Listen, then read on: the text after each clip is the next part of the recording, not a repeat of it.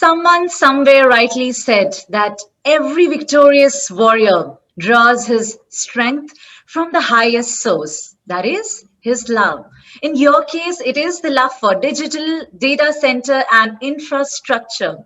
You automate to innovate. Ladies and gentlemen, a very, very good morning to everybody watching us from the other side of the screen. Well, that's how the terminology looks like these days. A lovely and a very, very grand welcome to all you folks at the Economic Times Data Center and Infrastructure Digital Track at the Digital Warrior Summit and Awards 2021. Well, I'm your happy host. My name is Shikha Singh. And while if I was just tracking some of the tweets and some of the posts on social media with our official hashtag, that is hashtag ET Digital Warriors, that tells me that you have been almost enjoying the innings with us right since the onset of the show, right? So thank you so very much for your participation with us. Continue doing so with us, please. Well, to talk about, ladies and gentlemen, businesses are adopting new digital strategies. Agreed. But hello, say welcome to a tsunami of data being born too.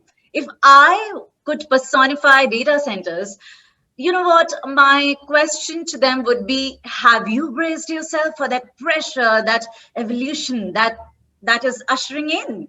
So, but because I don't really, ladies and gentlemen, possess those powers, so I'm going to cast that question to you stakeholders. So here's the thing, Gartner predicted that by 2020, more than 30% of data centers that fail to implement AI and ML will cease to be economically and operationally viable. So putting on our thinking caps, does that make us worried? Well, if there was a time for data center owners and operators such as you and their customers to embrace automation, remote management, and monitoring their infrastructure, well, I would like to say that the time is absolutely now. Well, we at the Times of India Group have been concerned in helping you navigate through these not so new normal times anymore, now via our digital initiative, that is ET Unwired, from in fact the early days of the pandemic, as you all already know. So through this new effort, we will try to simplify the way companies are trying to improve data center efficiency to offer better services to their customers. Well, I promise you that we will be relentlessly unstoppable, just like you guys are, right? So on that note, an exciting announcement that I have with me is that all you attendees, my dearest participants, stand a chance to win gift vouchers worth rupees, right from 1,000 rupees to 5,000 from ETH. So these gifts, these contests always get me excited, and I'm sure it gets you excited. So please make sure that you stay with us for a minimum of 4 hours. And I know the duration has already begun, but it should just continue with good momentum. I would want all of you to please explore and visit the partner booths. Of course, that is for your own goodness and actionable insights, as I would always like to call it. And please remember to download the resourceful assets from, of course, the partner booths out there. I want all of you, because I never miss on pictures, I want all of you to click yourself at the photo booth. And of course, keep those tweets coming in, keep those posts coming in as you hear our very experienced speakers on this track using the hashtag ET Digital Warriors. Well, yes, it would be very lovely to have insights from you all as well. So please remember to fill in the feedback forms. And for any more details that you may require, considering the interest of time, I would urge you to please check the leaderboard and the terms and conditions for more details. Well, on that note, it's a ripe time to actually thank our partners for their association with us. I think we have a heart of gratitude towards Juniper Networks. Well, this track is powered by Juniper Networks. Thank you very, very much. Our knowledge partner, Cyber Media Research, our supporting partners, CIO Club, thank you. And our media partners, of course, Analytics Insights. On that note, we're going to be unstoppable. Allow me to please welcome our foremost speaker who's going to be talking about the state of data centers post the pandemic. We need to definitely dwell some thought over it. So allow me to please you welcome with some good vibes. Well, we can sense that. Let's welcome AS Rajgopal, the MD and CEO of NxtGen Data Center. Over to you. Thank you, Sika. Thank you so much. I hope I am getting a gift voucher as well. Okay. So good morning, everybody. It's a great opportunity for me to talk to you all today. I've been, I'm traveling. So normally when I travel, I actually buy a book and read something so that, I'm actually taking my mind off the business and all these pandemic and everything else, right? So this time when I was, while I'm traveling, I'm actually reading a book called Why Nations Fail. This is basically a research-based research by couple of academicians, who have put in perhaps about 15 years to compile this. So basically what this book is it's a blend of economics, politics, history, and a whole lot of other things. So it compares adjacent nations, adjacent regions as to why certain places there is economic development, certain places it is not, etc., etc. So it's a pretty interesting book. And while I was reading the book and a few cases, I actually thought I was constantly comparing India with this. In my view, especially after insights from this book, I strongly believe India is well on the way for an economic expansion fueled by innovation. So I see so many things. We were part of how government braced technology to actually manage the COVID situation.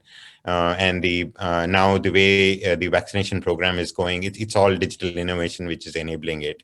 So it's very, very exciting to see what's happening on the field, and really the digital is actually making a strong difference to our lives.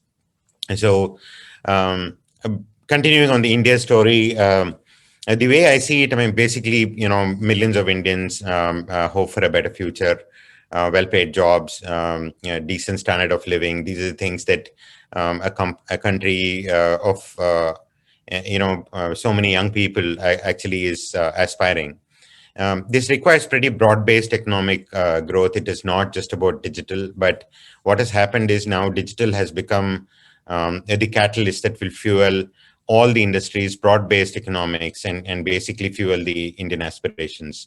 So to give you some thought process around it, just as a precursor to what I wanted to talk about data centers, the mobile internet is expected, the quantum of data that goes, that's being used on the mobiles, it could grow up to 9 times in the next 9 years. So it's massive growth that we are expecting. When we look at our market, especially for the cloud, we see that only about 2 million of the SMEs are using the cloud services. But I think there are at least 25 million, which is 2.4 SMEs, 2.5 crore small and medium enterprises, which can actually benefit from cloud services. So there is a phenomenal growth that is expected as they embrace digital technologies. We've all seen retail payment growth. In fact, when demonetization was done, I traveled to Mumbai from Bangalore and back without a rupee with me in cash. So today it's easily possible that we can go across the globe, don't really carry physical cash. But in India, I think retail electronic payment is still has a long way to go, and I expect that to grow by about 8 times over the next 3 years, which is again a significant enablement of digital to avoid physical cash in the country. The other exciting thing is that we moved to a new house about 1.5 years back, and we kind of got almost every piece connected. The most exciting piece that we've connected is the kitchen chimney, so it's also Wi-Fi connected. So the way I see it, I think in the next 3 years, nearly about 10 billion connected devices will get connected to the internet. So the way data is being consumed is not just going to be about the way we've been consuming it, right? The media and the entertainment and stuff like that. I think a lot of devices will start consuming data, and that actually will dramatically change the landscape a lot. Uh, but moving on to what is more relevant to the topic today, what we see now is a pretty interesting uh, development. I mean, it was always thought that enterprise agility was very desirable, and but now it's become essential. So if you take any of my customers, I mean, any of the other customers that we are engaging, we are so excited to see that most of the customers now understand that the agility is desirable. I mean, it's not just and what has happened with the pandemic is that everybody thinks that it is now essential that they actually adopt a lot of agile technologies to actually make this happen. So most of our customers are actually thinking about, they want to get ahead of tomorrow. They don't want to get caught like we got. Some of the industries got caught in the pandemic. There are a few of our customers who actually shut down their business. There was because people were not going to movie theaters, they were not booking their tickets online. There were many things that were happening which were very, very different and which was not anticipated at all.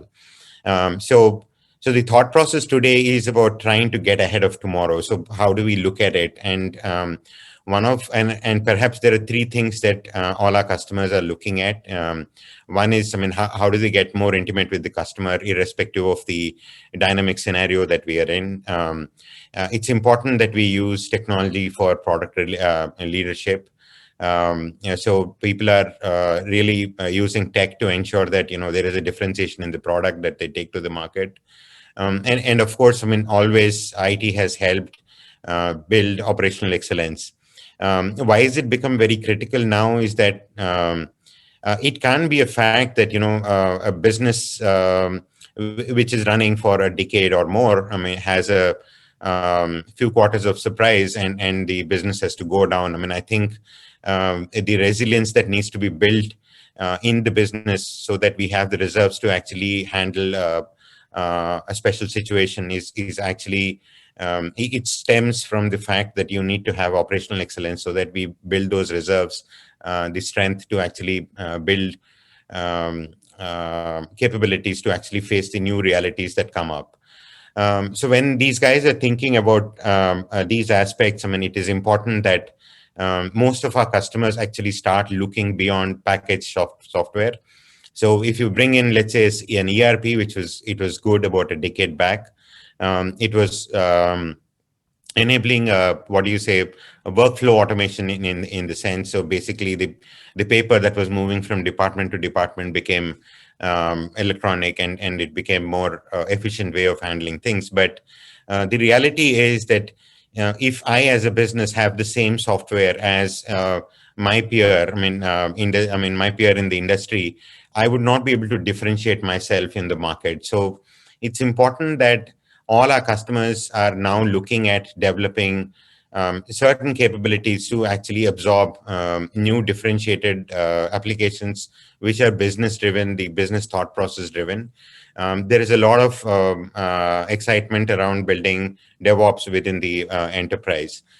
So the aspect of implementing a package software is now going away. It's fading because it doesn't build a business differentiator. But the more important thing is that I think people are looking at building applications which are very unique to their business, which would serve their customers better, which would build new products, and perhaps will actually add operational excellence to to their business.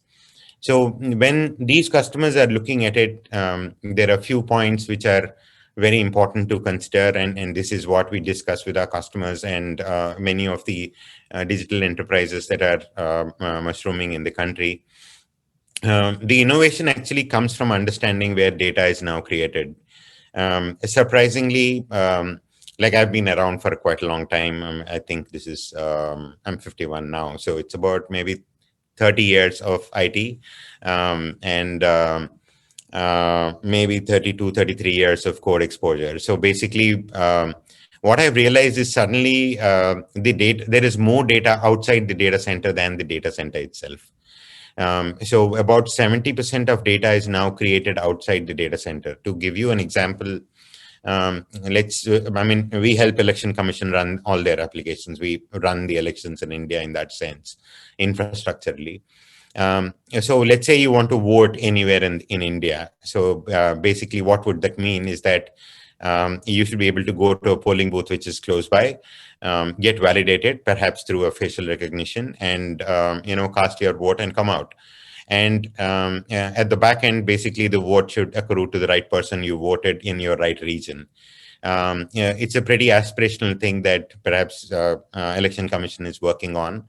But what this would mean is that millions of people are actually validated to cast their vote and, pick up their critical information, especially the metadata, so that we can validate that vote in case there is an audit. So what I'm trying to say is that the compute in an election would be far more heavier outside the data center than trying to bring from every booth, I mean, a phase to a central data center, validate it, and send back the validation. So the point I'm trying to get is, number one, data is getting heavier, denser. There is no point moving it from where the user is using it and where the user would like to validate, update, or do anything with it, to actually bring it all the way to a centralized data center, especially in a country like India, where we are a significantly large country. It is, I mean, networks add latencies. That would mean that, the end customer experience may not be great. So the point that I'm trying to make is that it is important that we actually look at applications which actually move closer to data than move data to the applications. So when, as an enterprise, you're looking at building differentiated applications, I think you must think about moving the applications closer to data so that the end user experience is great. Um, the other aspect that we should be very proud of is that almost in this country, we are connected everywhere. I travel extensively in the country. Most of you may not have traveled in the last 1 year, but even now I'm traveling. Right now, if you see, I'm sitting in a hotel room. But maybe there is a little bit of quality to be improved, but there is a lot of connectivity everywhere. I mean, we are just connected almost everywhere you go. And there is an advent of 5G. I mean, you hear quite a lot about that. So today we are connected. Tomorrow we'll have 5G, maybe better 4G, so that we will be able to have a better quality of connectivity, so that we can push more heavier data, discuss. I mean, maybe to have these more conferences when I'm sitting in perhaps a resort somewhere rather than a business hotel in a city. So if these things are happening, one of the key things that we need to understand is that the networks will get choked, because 5G will enable quite a lot of net bandwidth at the edge between the user and the application. But finally, the data has to travel over a terrestrial network, and terrestrial networks will get choked if all the phones start using 3G, 4G, and 5G applications. This is all the more reason why I think enterprises should look at moving applications closer to the data, which is the user. And that's the way I see that going. So how do I see this evolving? You take this country, I mean, we have at least 14 cities in this country which are bigger than many countries. I mean, at least 200 countries. So let's take Surat. Surat is bigger than 200 countries in the world in terms of the GDP. Of course, population is a given thing. I mean, we beat any country on population except China. But even in terms of GDP, these 14 cities are pretty big, and they're countries by themselves. So that means that there is a lot of computing required in these 14 cities. So there will be data centers which will be which will be processing data in these 14 cities, not just Mumbai, Bangalore, and these prime cities that we exist today. To give you a perspective, GDP of Hyderabad is actually bigger than Sri Lanka. So you know that it is. I mean, it's a very big country by itself, the Hyderabad. So and look at India, it is 644 districts with roughly about 20 lakh population in each on an average. When you actually look at these things and you are actually pushing data to the edge, so this country needs perhaps at least 250, 260 edge locations where you can take your application and serve the customer locally. So the point that I'm trying to say is that now the data center is becoming a fog. It is not going to be that few locations where it is a rock solid building, which can take a lot of environmental threats. But the thing is that it is now becoming a fog, and it is actually evolving into a all-pervasive data center. We call it at NxtGen as infinite data center. It's the fog that actually enables ubiquitous digital infrastructure. That's what we are envisioning. And when you're looking at this fog, there are some very, very unique requirements that are happening. You can't build and manage these data centers across the country, especially in remote villages, remote towns. So I think the future of data center is actually human free. So what we are working as a company is that we are looking at building human free data centers where most of the processors are automated. There is a lot of AI ops. I mean, there is of course now SecOps getting built. So the point that I wanted to leave with all the audience today is that think about moving the applications closer to data, and think about automation. At the service provider edge, I mean, at end, what we are thinking about is ubiquitous digital infrastructure, which is human free, so that we can serve you all the time, anywhere. That's what I had to actually communicate to you today in this short communication to you. And it's a great opportunity for me. I hope I've been able to give you some thoughts to work upon. Thank you so much. Mr. Rajgopal, thank you very much. I think considering the time that we had, you gave us quite like a topical sense as to how the present scenario is like. And I think it was very realistically pointed out. So really appreciate you joining us and sharing your thoughts on that note and being the opening batsman for the track as well. Thank you so much, Shika. I mean, it is a great opportunity for me. Thank you. Likewise, having you on board with us and wishing you a very happy day ahead. And with that, for all our viewers watching us right now, we'll be right back with our next session. In the meanwhile, feel free to quickly explore all the event platform features with us. Keep tweeting. I will be right back.